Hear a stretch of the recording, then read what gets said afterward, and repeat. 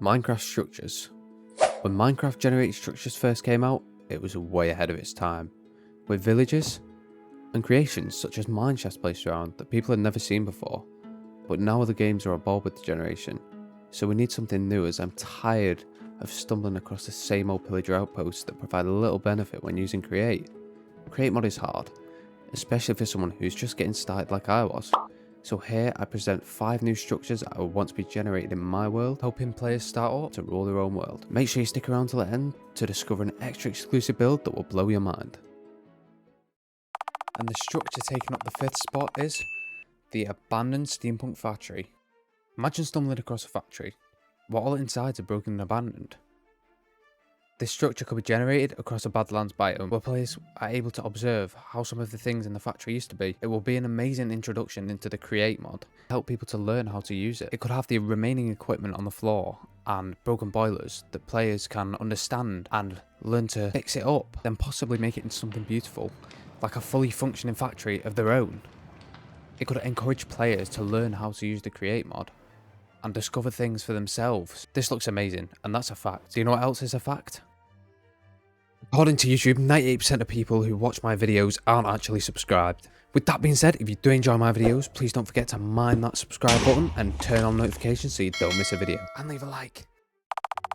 Coming up at number 4, we have the Create Village.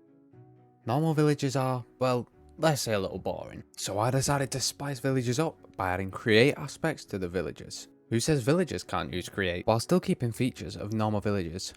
Farmland, normal houses, the villagers themselves. I decided to add the create aspect to give the villagers power.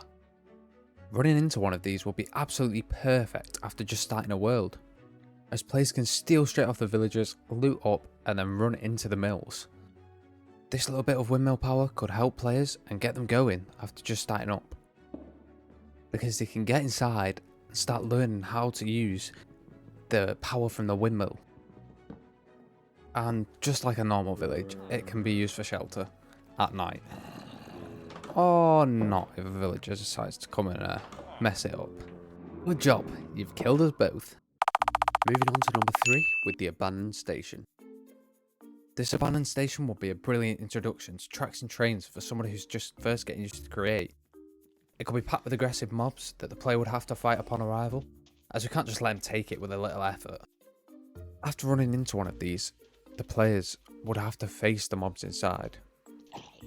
After killing these mobs, they would then be able to loot the inside, which could contain stuff like chests. But make sure you're not in that chest for too long being too greedy, as the spawners will spit out more zombies at you before you can break them.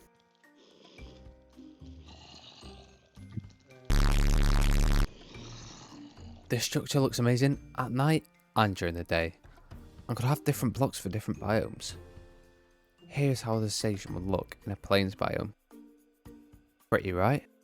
Someone who hasn't much experience with Create running into one of these will give them the perfect opportunity to experiment on building trains and learning how to assemble them, and could also teach them how to use stations and bogies, and could even be where they decide to make the first train.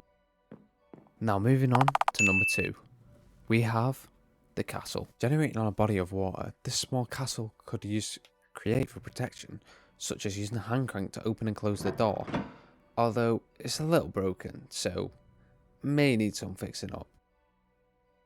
But this small, stunning structure could be awesome to come across when exploring a Minecraft world, featuring a drawbridge and stairwells up to the walls and roof.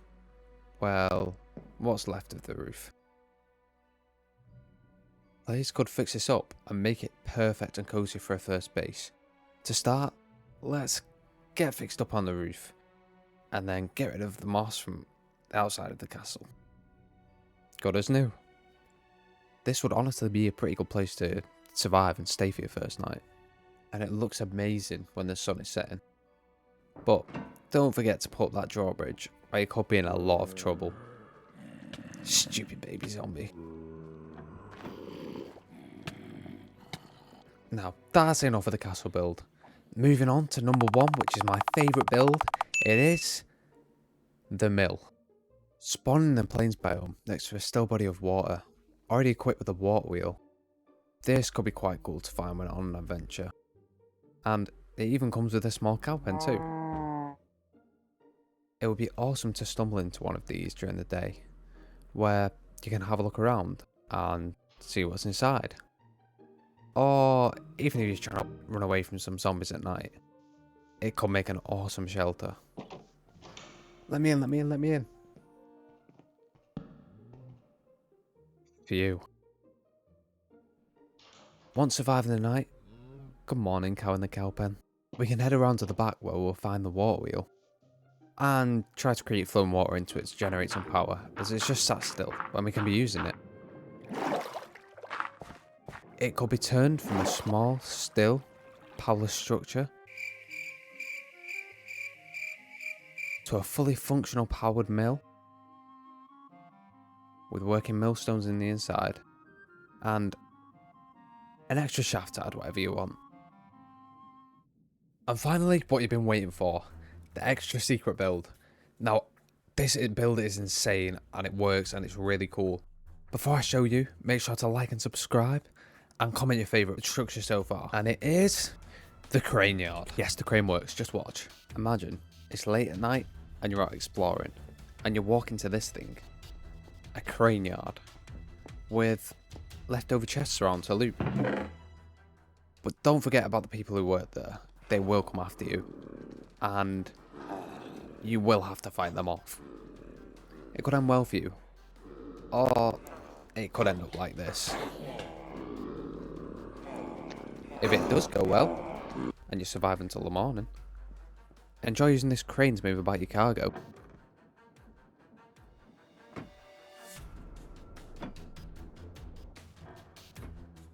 So real quick, I want to show you how this crane actually works because it's so cool. Basically, if I come over here to this one, it goes into a gantry shaft, which controls the movement of going back and forward. If we click the lever this way, it comes towards us. But if we click the hand crank the opposite way, then it will go away because it travels along the gantry shaft at the top. And then if we come over to this one here, that's for the rope pulley, which controls the up and down. So if I flick it that way, it'll go down. But if I crouch and click and push it the other way, then it'll go up.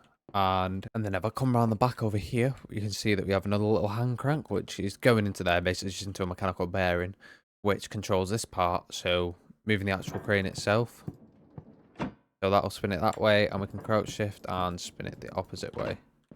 And there you go, now it's on top of something. Thanks for watching this video. Please subscribe if you enjoyed and comment your favourite structure out of all of them